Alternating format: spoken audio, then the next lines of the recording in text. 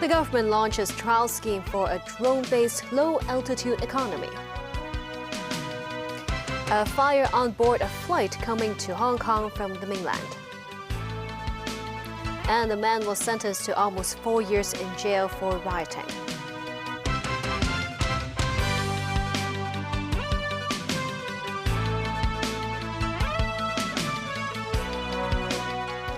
Good evening, and thank you for joining us. The government is setting its sights on turbocharging the city's low-altitude economy in a bid to bring more drone-driven convenience to people's daily lives.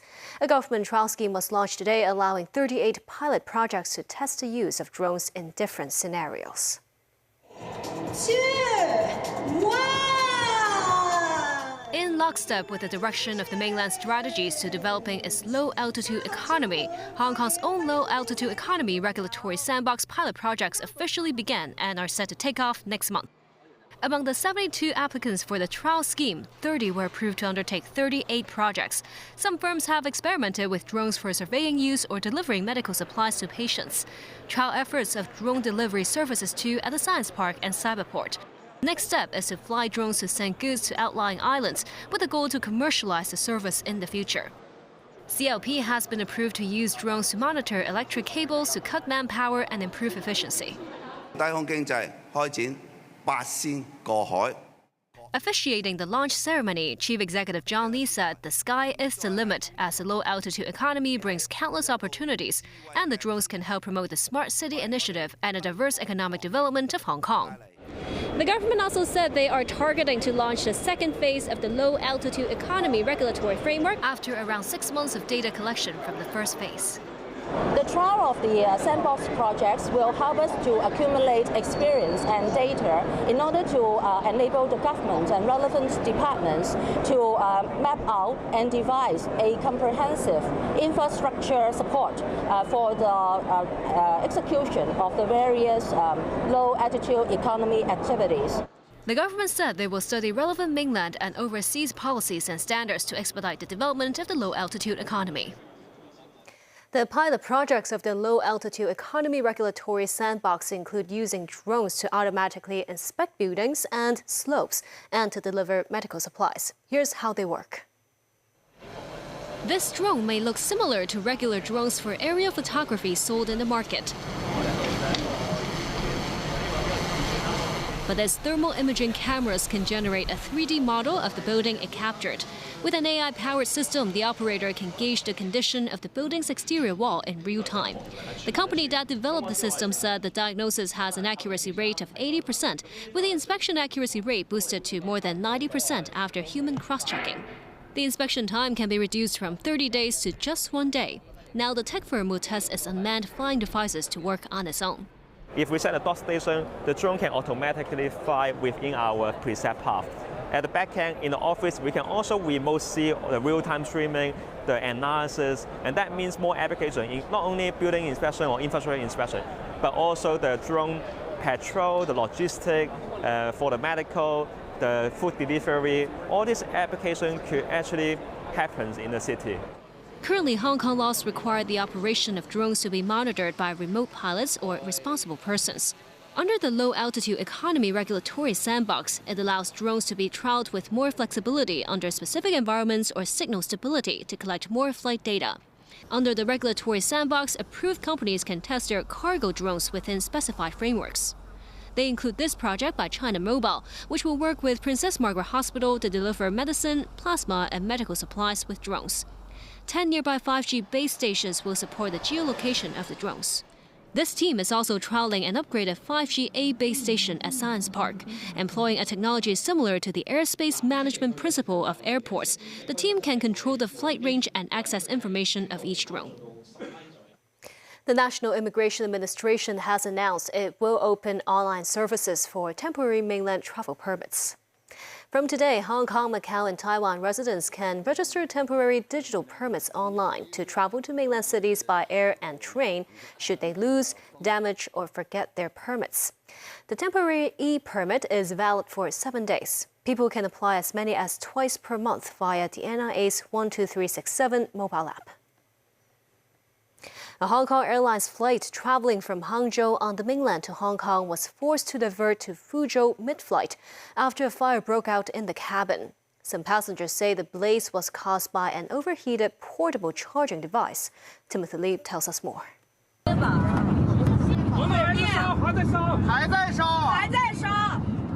Video provided by passengers showed the flame emerging from the overhead compartment.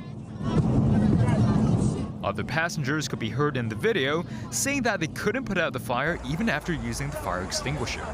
Cabin crew and other passengers were seen passing down bottles of water and even tea and juice in an attempt to extinguish the blaze. Their effort was ultimately successful, with the overhead compartment now severely blackened from the smoke.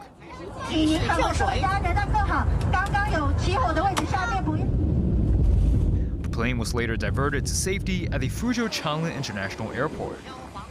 Local fire services, personnel, and police were placed on standby. The affected flight, designated HX115, departed from Hangzhou at 12:56 p.m. and was initially set to reach Hong Kong at 2:56 p.m.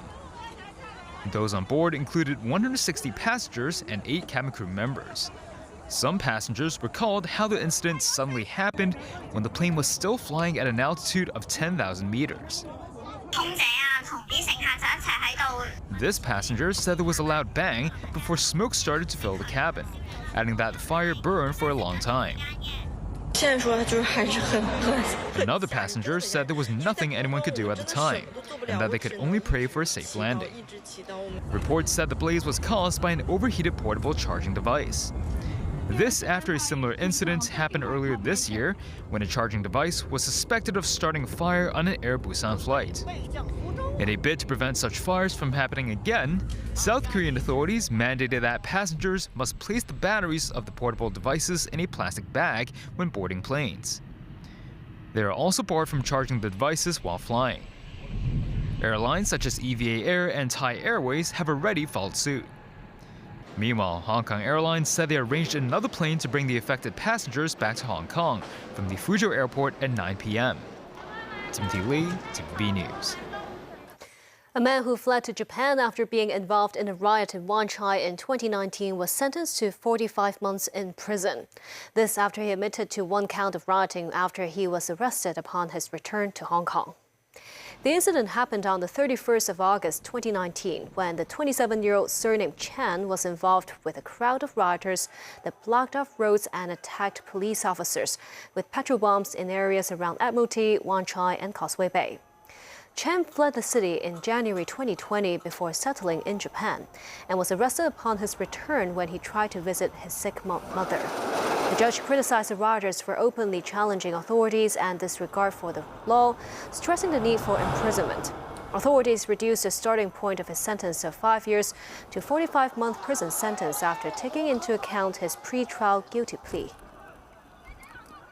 A study pertaining to loan requests by foreign domestic helpers found that more than half of the FDHs surveyed have sought a loan. Some of their employers have even faced loan-related harassment. The survey was conducted last month by the Democratic Alliance for the Betterment and Progress of Hong Kong, or the DAB, and involved more than 240 foreign domestic helpers. The study indicated that around 40% of their employers face harassment because of their FDH's loan-related problems, as many of them would list their employer's address as their own. The DAB suggested that Hong Kong could examine Singapore's policy of placing limits on unsecured loans and set up a database for foreign domestic helpers' loan records. In its latest move to hold back China's dominance in ship production, the Trump administration has proposed to slap huge port fees on China-built ships or vessels from fleets that include ships made in China. The levies could add up to $1.5 million. Industry experts say the proposal would push up export costs and create uncertainties in America's embattled coal and agriculture markets. Danny Zhou has the story. U.S. President Donald Trump has launched a plan to charge steep fees on China-linked ships calling at American ports. And he's drafting an executive order that would rely on funding from a U.S. trade representative proposal, according to Reuters. Ahead of the USTR hearings slated for March the 24th, Complaints from major U.S. exporters and transport providers poured in, saying the potential port fees have curtailed the availability of ships needed to carry agriculture, energy, mining, construction, and manufacturing products abroad. Some struggling vessel owners have refused U.S. coal shipments. CEO of Coal Energy and Resources, Ernie Thrashner, warned U.S. coal exports could stop within 60 days as the fee structure could push up delivered cost as much as 35%, which undermines its competitiveness. The American Petroleum Institute already warned implementing the potential levies would increase costs for energy exports. In its comments submitted to the USTR, the oil industry lobbying group noted the U.S. would face more hurdles in exporting other energy products such as oil, liquefied natural gas, and refined fuels. The USTR also proposed that at least 20% of U.S. goods should be exported on ships that are both flagged and built in the U.S. But the current fleet of U.S.-flagged cargo vessels is standing lower than 200, and not all are U.S.-built. To this, Shipping Association BIMCO said very few maritime operators will be able to meet demand. And LNG exports specifically would bear the brunt because there's no US-built, US-flagged LNG carriers in operation or on order, BIMCO said. Meanwhile, exporters of bulk agriculture products such as corn, soybeans and wheat may face additional annual transport costs of $372 to $930 million from the potential fees. This as American farmers are bracing for the tariff effects in Trump's trade war with China, Canada and Mexico. Danny Zhou, TVB News. South Korea and the U.S. concluded a round of military drills with maneuvers in a small body of water near the border with North Korea. Helicopters brought in reinforcements for the water crossing exercise. A floating bridge was dropped onto the waterway to help more than 100 vehicles, including tanks, to cross the river. It was dropped onto the surface of the water. The platform expanded to allow passage. The crossing involved 600 troops from both nations. The commander on site said it helps to build teamwork and is a symbol of the US-ROK alliance. This drill wrapped up nearly 2 weeks of exercises between the two countries entitled Freedom Shield. And still ahead, President Xi Jinping hails the local coffee as he visits Yunnan province.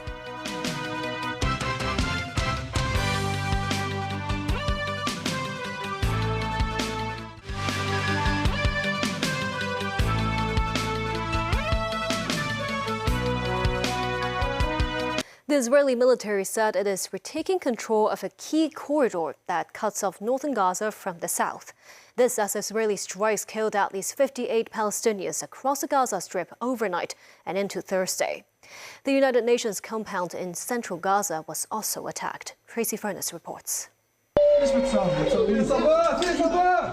Chaos just moments after an explosion in this building housing United Nations workers. This man shouting, "There are people injured, call an ambulance." And this man showing parts of shrapnel from the blast. He said, "When they hit again, I backed down."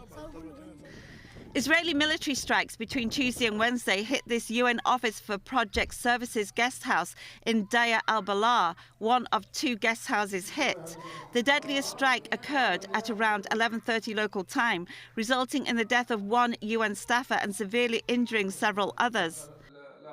In my opinion, this was not an accident. It cannot be categorized as an accident.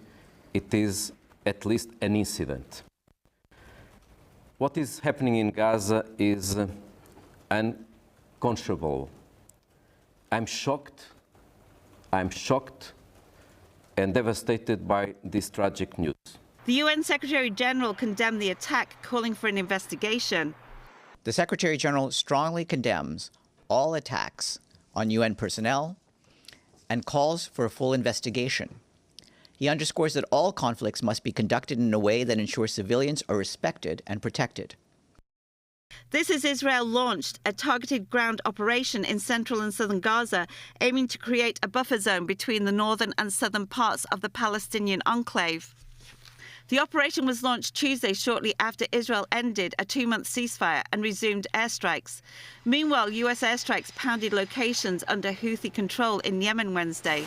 According to the Houthi Al Jazeera satellite news channel, strikes hit Sana'a, Yemen's rebel-held capital, as well as their stronghold of Sada in Yemen's northwest. President Xi Jinping visited Lijiang City in the southwestern Yunnan province on Wednesday, a day after wrapping up his inspection tour in the neighboring Guizhou. President Xi was in the modern flower industry park this afternoon and learned about their efforts to develop specialized agriculture tailored to regional conditions. Walking on the stone-paved streets in the old town of Lijiang, Xi was greeted by the tourists and locals and occasionally paused for chats. Some invited him to taste the locally grown Arabica coffee. Xi lauded the coffee produced in Yunnan is an outstanding Chinese product, and it is now gaining popularity overseas. During his trip, Xi stressed Lijiang should protect and utilize its captivating cultural and tourism heritage and follow a path of sustainable and healthy development. And that's the news. Thank you for watching.